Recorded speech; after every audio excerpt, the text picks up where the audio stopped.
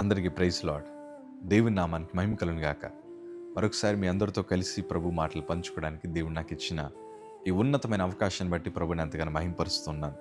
మీరు పెడుతున్న ప్రతి ప్రార్థన రిక్వెస్ట్కి మేము అనుదిన ప్రార్థన చేస్తున్నాం. అలాగే మీరు అడుగుతున్న ప్రశ్నలకు ప్రభు చిత్తమైతే సోమవారం మంగళవారం మీ ప్రశ్నలకు సమాధానం చెప్పడానికి మేము ప్రయత్నం చేస్తాం. ఈరోజు ఒక చిన్న విషయాన్ని మీ ముందర పెట్టడానికి ఇష్టపడుతున్నాను. ఎంతోమంది చెప్పుకోలేని బాధ, ఎంతోమంది బయటికి చెప్పలేని పరిస్థితుల్లో ఏదైనా ఉందంటే అది ఒంటరితనం. ఈరోజు చాలామంది సమస్యతో బాధపడుతున్నారు. ఫీలింగ్ ఎలోన్ అని ఒక్కొక్కసారి వాట్సాప్ స్టేటస్లో కూడా పెడతా ఉంటారు. ఈ ఒంటరితనం ఒక్కొక్కసారి మనకి డ్రగ్స్కి అలవాటు చేస్తూ ఉంటుంది. ఈ ఒంటరితనం ఒక్కొక్కసారి మనల్ని డిప్రెషన్లోకి తీసుకెళ్తుంది. ఈ ఒంటరితనం ఒక్కొక్కసారి మనల్ని సూసైడల్ థాట్స్కి తీసుకెళ్తూ ఉంటుంది. ఈ ఒంటరితనం ఒక్కొక్కసారి చాలా భయంకరమైన ఆలోచనలోకి తీసుకెళ్తూ ఉంటుంది. ఎందుకంటే ఈ ఒంటరితనం వల్లే చాలామంది లోకానికి కూడా బానిసైపోయిన వారు చాలామంది కనిపిస్తున్నారు.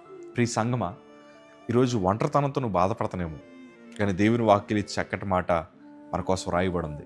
యెషయా గ్రంథము 60 మాట మనం చదవగలిగితే, వారిలో ఒంటరైన వాడు 1000 మందగును, ఎన్నిక లేనివాడు బలమైన జనమగును, యెహోవానగు నేను తగిన కాలమున ఈ కార్యమును త్వరపెట్టుదును. ఒంటరివాడు 1000 మంది అవుతాడట, ఎన్నిక లేనివాడు బలమైన జనమగును. ఇవాళ ప్రజలు ఎవరిని ఎన్నుకుంటారు చెప్పనా? ఆస్తిపరులను ఎన్నుకుంటారు, అందచందాలు కలిగిన వారిని ఎన్నుకుంటారు, భోగభాగ్యాల మధ్యన మంచి లైఫ్ని ఎంజాయ్ చేస్తున్న వారిని ఎన్నుకుంటారు, ఎవరైతే ఒంటి నిండా బంగారం పెట్టుకుంటారో వారిని ఎన్నుకుంటారు, ఎవరైతే మంచి పాపులర్గా ఉన్నారో వారిని ఎన్నుకుంటారు. మనుషులకి ఎప్పుడు ది బెస్టే కావాలి, కానీ దేవుడికి ఎప్పుడు ది లాస్ట్ వన్ కావాలి. దేవుడు ఎవరైతే ఎన్నిక లేని వారు ఉన్నారో వారిని దేవుడు ఏం చేస్తాడంటే తీసుకొచ్చి ఒక బలమైన జనముగా మారుస్తాడు.